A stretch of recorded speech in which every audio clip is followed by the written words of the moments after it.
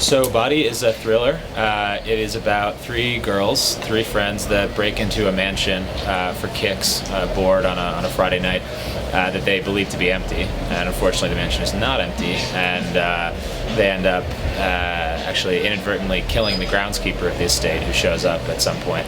And they spend the rest of the film trying to decide what to do with the dead body in the living room. Well, you want to start? Yeah, Callie is stubborn. She's completely like the alpha, and even though there's a voting process for the decisions that are being made surrounding the body, I think she sort of has it in mind to do what she wants anyway. So, yeah. Yeah, I think my character separates herself from Callie mostly by I'm superior. I'm morally superior to everybody. So. I'm just the one in between. I don't know what to do. I mean, sort of, but it's unintentional. It's definitely.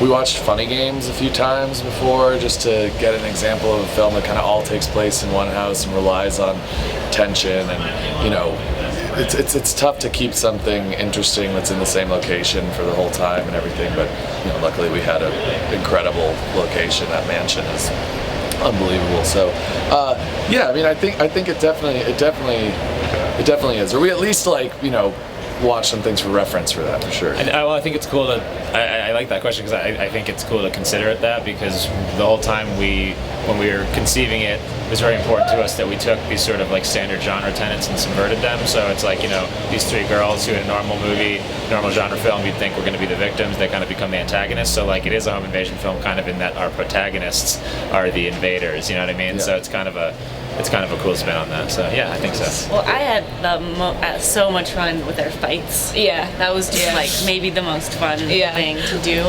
So that was kind of like reverse. Yeah, we were like really playing. We're like cuddly cozy in real life, and then we got to I got to slam Helen's head on the floor, but the whole time I'm like, are you okay? Okay, I'm gonna cover your ears so when I scream, and but the screaming's fun. Yeah, it's really fun. Yeah. Well, we have the writing and the directing are kind of two totally different animals, because the writing is a much more formulaic thing, where we will outline something together, and then someone will write a few pages, then you hand it off to the other person, they rewrite what you did, write a few more, hand it off, they rewrite what you did, write a few, and then until you have the script.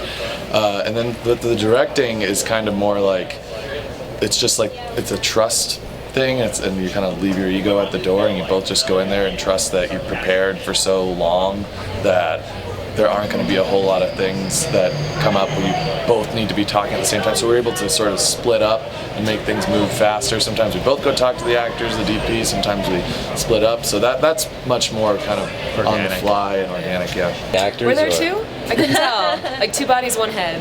It was awesome. They're so connected. Yeah, it was like having one, because that's how to become one. Yeah, exactly. It was amazing.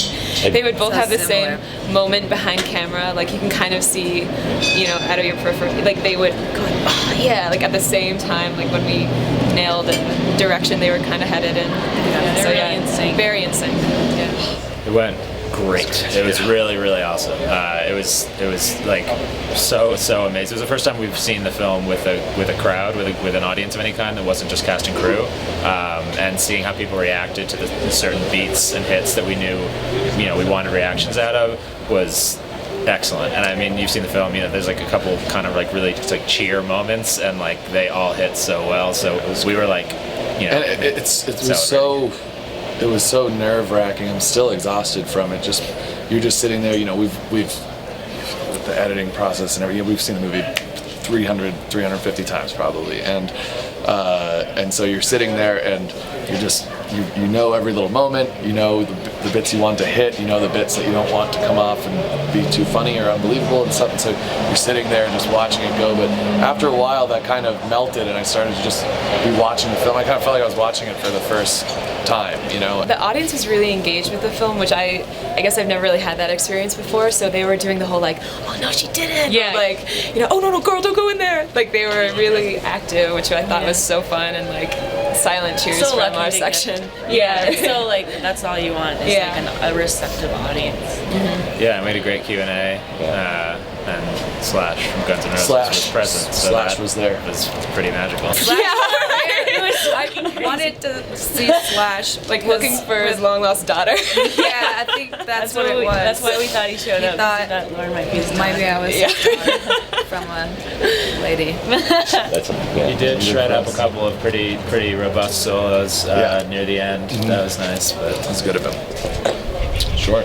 Well, we have a dork shelf in our office that we write out of that just has like little trinkets that we've collected. So there's like a little foam football, little like idea ball. There's like do you collect anything? collect anything? I collect divot markers from golf courses. I Oh, have those. oh, yeah, you but do if I do did that. collect figurines or something more dorky, I would have a lot of Dark Tower memorabilia. I would have a Roland Deschain action figure on my dork shelf. And if I could, and if I had the time, I would continue to play Magic the Gathering like I did as a young lad. That's some collectible shit right there. There you go. I guess on my dork shelf, I have a stuffed Donatello Ninja Turtle from like the early 90s, my Hanukkah present, and so I like Ninja Turtle stuff.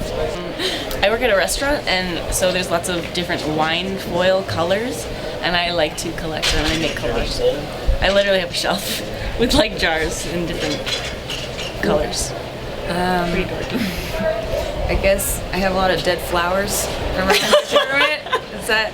I guess I collect dead flowers. Is that by accident or like? And I don't plants, know. and full plants. And full dead plants. It's a long story, but we had this like little documentary piece we wanted to do about people who were the masters of these things that people didn't know they were masters of and stuff. And so we tried a long time to interview this guy John Finkel, who's like the top-rated winningest Magic magic player of all on time. planet Like Earth. one of those things that we tried so hard to track him down and we couldn't. And like we'd call these like in Brooklyn, they have all these like game shops or whatever where people go and have tournaments, and we'd call them and be like, you don't happen to know how to get in touch with John Finkel, do you? And it would be like me calling somebody, like tapping someone on the shoulder on Main Street and be like, you don't happen to know how to get in touch with Brad Pitt, do you? Like they were so starstruck and we're like, no, I can't get in touch with John Finkel. So yeah, it is having a resurgence.